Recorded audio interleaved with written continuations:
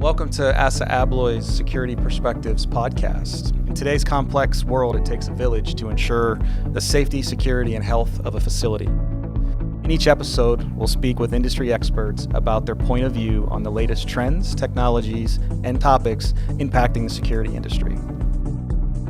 If you want to broaden your perspective on physical security, this podcast will give you the insight you're looking for.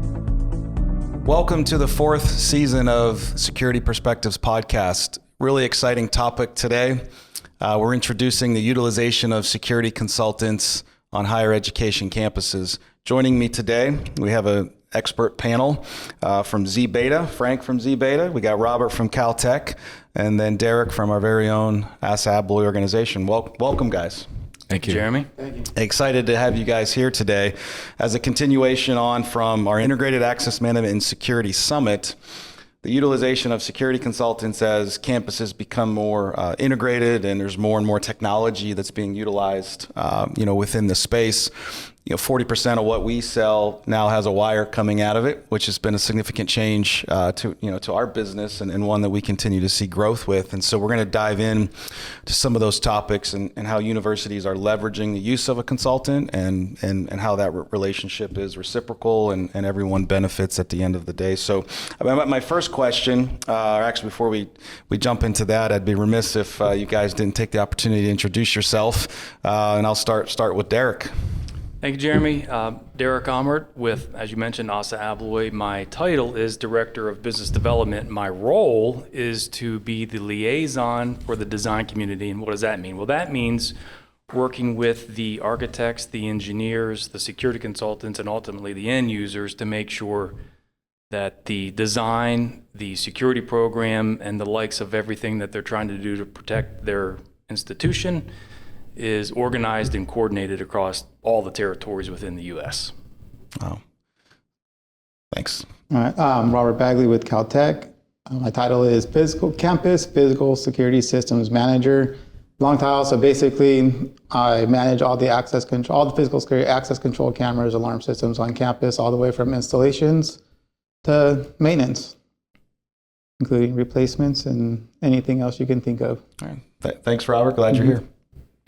Yeah, and Frank Zaccaria. I was in higher ed for 20 years, did everything from dispatch, investigations, emergency management, physical security seemed to be the common denominator in all of my roles. And then I've been with ZBeta as a senior project manager for about 2.5 years now.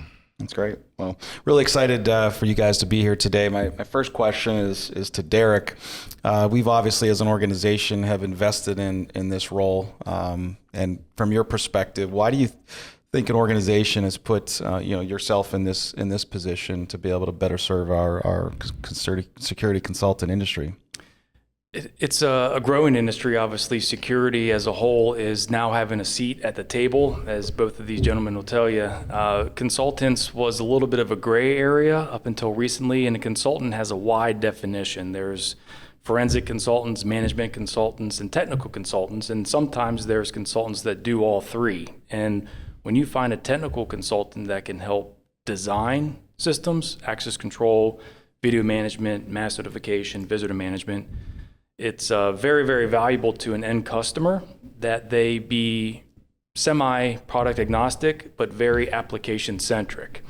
Then they bring in the management portion of that, and then they can produce reports and suggestions based off of assessments. So risk assessments, security assessments, and they help the end user really with securing the campus, securing the institution after they've already defined what it is that they're trying to do. So the role that I bring is working with the architects. A lot of times the architect is kind of that premier person in the built environment, and then all the different trades filter out under there. What wasn't always included in the design team was the consultants. So this fancy term coordination between what we do from the doors, frames, hardware on the Division 8 side, and then the access control side, the Division 28, there's a lot of miscommunication or gaps and overlaps in that coordination. So my role has really sparked some dialogue and ongoing communications with the consultants, the engineers, the architects, and then our team members to produce a successful project from concept to completion. And then, of course, I help the consultants make sure that just because they're living in California, but they have a project in Washington, D.C., that communication and the nomenclature is the same. Yeah, no, that's really great. We always see, it's a struggle for our industry that, with more and more, like I mentioned earlier, wires coming out of the products that we sell, where's that handoff between what's being spec'd in Division 8 and then what's being spec'd in 28? And then when that all comes together, everyone's left pointing the finger at, that's your responsibility. No, that's my responsibility, et cetera. So that's really great. Now, to just continue that conversation, I'm curious, in that role as a security consultant, do they differ from a typical integrator that a campus may be utilizing, and how does that dynamic work? And I'd like to hear from you guys as well, where you have an integrator, security consultant, a manufacturer. How do all those parties work together seamlessly? So there are two different terms. An integrator and a consultant are what I'll say completely different, and sometimes they get mixed up and intertwined a little bit. A consultant is that. They are there as the owner's advocate. They're working on behalf of the owner, so they're your owner's representative. So they have your best interests in mind as an end customer. Again, product agnostic, application centric. So they understand what you're trying to accomplish. They look at what risk you have and what risk you're willing to accept, and then they help you build a program around that. The integrator historically takes the design from the Division 8 side, so the hardware specification, and what they've put together in the statement of work and the scope on the Division 28, and then they furnish, install, support, and maintain it. So the integrator procures, installs, maintains. The consultant assesses, designs, and then in a lot of times what they call commissioning or site acceptance testing, they'll make sure once the integrator does the installation, before the owner takes ownership of that system, that it's all running as designed intended. So they would be able to provide that last quality assurance check. Okay. Now, Robert, at your university at Caltech, could you describe how you're utilizing that same dynamic that Derek just mentioned? Oh, yeah. So we brought ZBeta in originally to help just give an overall new chief. He wanted an overall assessment of how the security program is working, any stuff like that. And during his time performing that assessment, our antiquated access system decided to crash. So we had him pivot and help us create an RFP to find an integrator to update our access software. The reason we went with Frank, because he was able to help streamline that process for us. Like, they already knew, here's people you need to talk to, here's how we got to do this, here's the language you need to use, here, let us put this in a nice package for you. So we didn't have to worry about that. It just, we can just autopilot. Here's what we want, here's how we want it to work, what will work for us. And like Derek said, like, product agnostic. This is like, okay, this will work for you, this won't work for you. Here's the levels of each product that you should be trying to look at. And then same thing with the integrators as well. Like, these are the integrators that meet what you're looking to do. These are the ones that kinda, and these are the ones that absolutely will not. So it took a lot of decision making out of that process. Sure. Which then when we go to ask for our funding, made that part easy. Because now we did our due diligence. We had an expert come and tell us, here's your problems, here's your solutions, and here's how you can get there. That's great. That front end collaboration is extremely important. So prior to ZBeta being involved, were you utilizing? Was that just all in house decisions that were being made? Or? Yeah. Okay. So for the most part, yeah. So I came in at Caltech 5 years ago and took over a system that was, just kind of running along on autopilot, but not being like updated or really maintained to like the standard those systems should be. It was working, and that was it.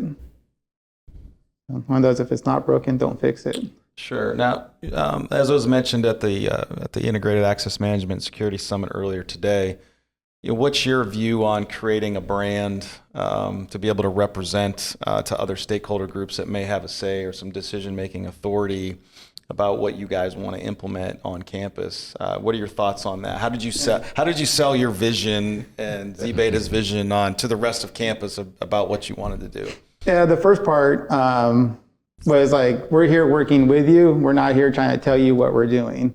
So it's getting them to understand that we're not trying to come in and say, we're doing this, whether you like it or not. It was getting them on board, which again helped a lot with having ZBeta there, saying these are the people you need to talk to and get them on board with you so they get some investment in it as well and some ownership of it. So it was bringing, the campus overall together. And then once we had a good, support system underneath us and getting those high-level champions to go up to the top and say, I got Robert has a really good idea, put a lot of work into this. This is really good. I think we should do this.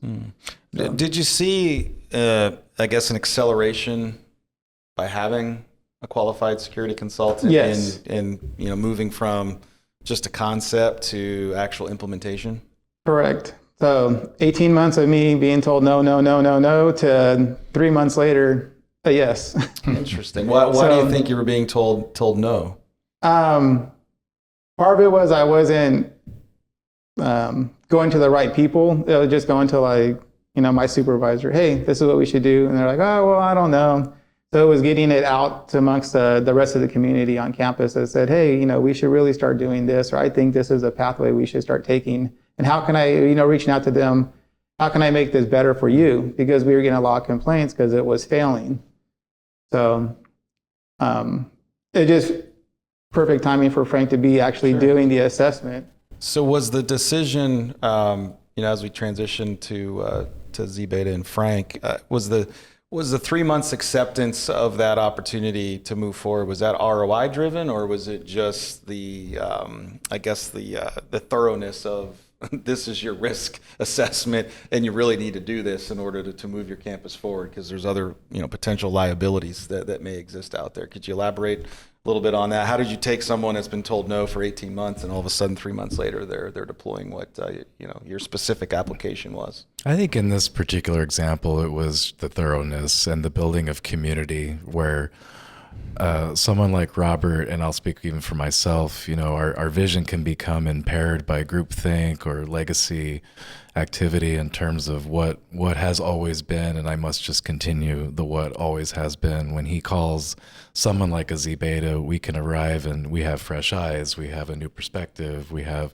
different methodologies, and that idea of taking Robert's vision and rebranding it to making it a shared initiative by multiple parties on campus that ultimately will become shareholders, I think got him to win. And taking away the 18 months of just arduous conversations and turning it into, here's your formal report, here's what a third party got to show you, and here's what you can take back to your leadership in terms of our recommendations. And it's more of an easy button for leadership to say, let's execute that since there's a plan. Now, you mentioned you came from the higher education space, so were you working at a particular institution and doing a similar role, or what's your background? I was at University of San Diego for 13 years and then Loyola Marymount University for 5 or 6 years. Okay. And multiple roles that I held, physical security seemed to always follow me. Sometimes, like Robert, wearing multiple hats. So I kind of make a joke of, I wish I had a ZBeta back in my day, because it was a lot of it being a solo act. Started in 2002, and everything was analog back in the day, and of course now it's quite different than what it was 20 years ago. But the idea of building community and having good conversations that are productive and not this fiefdom and kingdom building that happens in higher ed, and I can actually say that with authority because I would see it. It's tough because higher ed is almost very much, it lives up to its name of tenured employees. You have tenured faculty, which obviously when they're there for a certain amount of time or they rise to professorship, they get to kind of be there for life. Well, the same happens for the staff level. You have somebody that's there 20 plus years and they've built this sort of process, this legacy kingdom, if you will, that sometimes you have to deal with. Yeah. And, my lessons learned, and if I were to turn back the clock, it would have been more about just how do we share safety, and that's where consultants really, I think, shine. There was a lot of, in the breakout sessions, this mystification of what really value consultants can bring. And I tried to describe in very short amount of terms and time, just because time was limited, is that we're the strategists in the room. Technology is sort of third, fourth level engagement. It's not the first thing to think about. It's, why are you doing this? What are you going to be doing? And then the how comes later. And that's where business requirements, functional requirements, assessments, what are you now? What do you want to be in 5 years? And that doesn't take just one conversation with a security department or a police department. It takes several conversations with multiple business units. That partnership is crucial, that you're presenting an agnostic plan, that nobody has an agenda, right? I mean, you guys are coming in, providing that assessment in the school. Hopefully, us as a manufacturing organization, we're doing our job, educating everybody on the solutions that could fit within that master plan. Well, it helps when you provide the consultants sort of the same thing that you provide the end users. I make a joke about GSX or ISC West, where it's a bunch of solutions walking around looking for a problem. But when you educate the likes of us plus the end user, and then I receive the why and the what a Robert is trying to accomplish, then I know in the back of my head, there's this mix of solutions that I think will make sense. If he doesn't need a Cadillac on one thing, a Buick will do fine. Or maybe he does need the Cadillac and a Buick is not going to fit. But it's all about, no pun intended, educating us. Sure.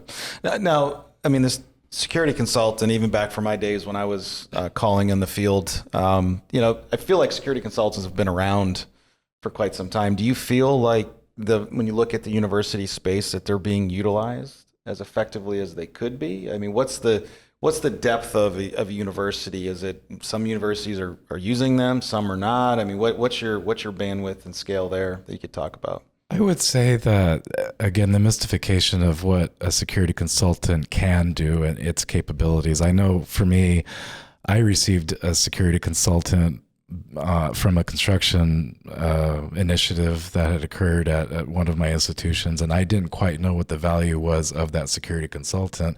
But I also think on the corporate side of the world, I think consultants are viewed as coming in, performing an assessment, dropping a report on some executive's desk, and then walking away. And I know I had mentioned that earlier this morning in terms of then there's dusts and cobwebs that sort of get created there. Our mission and vision for every client, every university that we work with is, how can we partner with you and see you through to the next steps? We've helped you realize a vision and mission. We've helped you realize strategy. Now let's help you implement that. And I think there's still an opportunity for especially higher ed institutions to view us as, we're not coming in to provide you new ideas and prevent your vision and mission being realized as you see it. We're actually helping you realize it and put it on paper. So don't view us as the quote unquote threat. You're actually calling us to help you be successful as what position you are in or what office you occupy. Now, does ZBeta work in other vertical markets as well, or is your major focus higher? What other vertical markets do you touch? It's corporate, nonprofit, higher ed. It's high res we do as well. So we're a little all over the map. And with my background, I've tried to grow the higher ed vertical with my BD partners and then with senior leadership to say, I can talk that language. I can be the interpreter in the room. And as Robert got to see, I was pretty successful in doing that, right? Yeah. Now, Robert, with Caltech, I mean, what's your 5-year plans? I mean, where would you like to see your campus? And I guess the first question would be, how do you define what is adequate security in your mind? Traditionally, campuses have been an open, and they still are. They're a very open environment that, security is layered there, and it's sometimes unnoticeable, but it's there. I mean, what are your plans, I guess, short-term, immediate needs, and then what is the 5 to 10 year plan so look our like? short term is finishing our panel replacement on campus, of upgrading all the panels to newer panels. So we get off of the end of life, like the N1, basically we had a ton of N1000 panels on campus. That's how long it's been. So it's been getting rid of all those, upgrading those, mainly to the new Mercury boards that we're using on that. So that's our short term. And then also getting all that onto the new enterprise access software platform. Long term is the integration with a VMS, a new VMS, new integration. We're just now getting into what it's going to take, like storage-wise and support-wise, to actually handle a new VMS that will be managed on campus. And then the 5-year plan is hopefully our short-term plan future-proofs us a little bit. So if we ever want to swap to a different platform, we can, without a big hardware change, it's just a software change. So, which was a big reason for using the actual Mercury boards, because now I can just change the firmware instead of changing the panel. Yeah. I'd rather spend whatever 67 cents versus $500 or $800 a board. Yeah. So that's it. Just a better overall integration in how we can have it used as an access system or a security system versus electronic key. Yeah, or convenience. Sure. Instead of giving a key, we're giving a card. Now we're going to be using it. How else can I pull that data? Can I, building occupancy, building usage, maintenance on the door, right down to that. Like, how often has the door been opened? Can it tell me, this door has been used so many times, you might want to go service that the opener, right, or the closer. Check the lock mechanism, all that stuff. So that's the future plan of having that all in there and being, pretty self-sufficient, getting in-house all trained up. So once the warranties are all done, that was talked about earlier too, like in-house, we can now support it in-house. Yeah, we heard a little bit of that today. Access control, when you're looking back, 10 years ago, it was used for mainly security purposes about, hey, I want to keep people out. That's how I want to manage that. Now, you touched on something there about life cycle analysis, looking at how many times the door is open. We heard today, from a few of the participants about the mental health aspect of using it for audit trail capability, just the patterns of students and where they're going, the frequency, and if there's disruptions in that could signal somebody to potentially help the student that's in need. So there's a lot of additional, I guess I don't want to call them soft benefits, but there's additional benefits that may not show up on some type of ROI. Like, for example, we get missing students all the time. Usually they're just asleep in their room, and the parents been trying to get a hold of them for 4 hours, right? But right now it's like, I have to go to this platform. Okay, when was the last time you used your card here? Then this platform, when was the last time you used your card here? Okay, now can we go back to the camera? If we have a camera nearby, can we see them on that camera? Or, the 5-year plan, right? I can just put it in one thing. Hey, where's this student been the last 24 hours? And I can get pictures of them and where they've been. So, which makes, on the back end operation side, way easier. Yeah, it's very, very impactful to have that integration across platforms. Now, this obviously didn't come free of cost. So when you presented this, this is a big undertaking, though. But obviously, it sounds like a needed one for your institution. Could you talk a little bit about how did you secure funding? Where is the funding coming from? I think that would be good for the listeners to understand.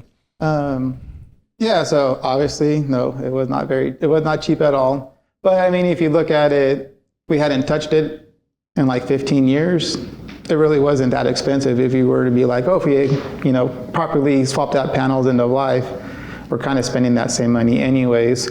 So securing the funding, again, I have to give it up to ZBeta. They're the ones that helped us get over that hump. So basically, it became a capital project that we were able to take to our newer CFO and be like, hey, we really need to get this funded. This is really going to be a problem at some point, and we just don't know when. You even had student affairs help you out, correct, too. Yeah, and then so... That was the community building that... Correct, so it was like also the student affairs. They had a big, heavy hand in helping, and then our divisions, like I mentioned before. So basically, like, we had some faculty, a division chair, and then a couple of our staff, which is like the operations division operational officers. We had a couple of them jump on board and kind of be our champions to go to the provost to say, yes, this is a good idea. We really need to fund this. So, but I mean, it was a long process. It wasn't like I said, it was 18 months of me being told no. And then the 3 months to get to the yes. But then after that yes, we still had to get it up there to get the funding. So then it was, okay, we got this. All right, now we get the funding. Now when are we going to get the actual funding? And then learning how to, as me being newer on this side of the higher ed and not an integrator any longer, it was learning how to work within that and how to properly I got to do this to actually get the project rolling or the account open per se. So again, and I know I keep saying, oh, ZBeta, but just a consultant, this is like the value of it. I had a question. Oh, just do this, Robert. No problem. Yeah. So, because you don't know what you don't know. Right. No, this has been a fantastic discussion, and one of the takeaways that I've heard today is we're all at the end of the day trying to provide an environment that's safe and secure for students and faculty, and there's a lot of power in coming together as a community, being able to collaborate, align on initiatives, and at the end of the day, just provide a safe and secure solution, whatever that might be for a campus. So I appreciate everyone's comments today. And as we wrap for this particular session, any parting comments from Derek or others before we break? The comment that I would have is the consultant, again, is the owner's representative. So they're your partner, they're your champion, they're there with your best interests. So when funding is hard to come by or designs are hard to come by, they're there to find the best solution, not the best product. They're there to find the best solution that meets your application. So again, from an agnostic approach, consultants bring a lot of value because they have experiences, they have best practices that they've learned and inquired from other similar projects. So there's a lot of value from the consultancies out there. That's great. Well, thank you, Robert. Thank you, Frank. Thank you. I appreciate you guys participating in the program today, and that concludes our first episode of Season 4 on Security Perspectives. Thank you for joining us.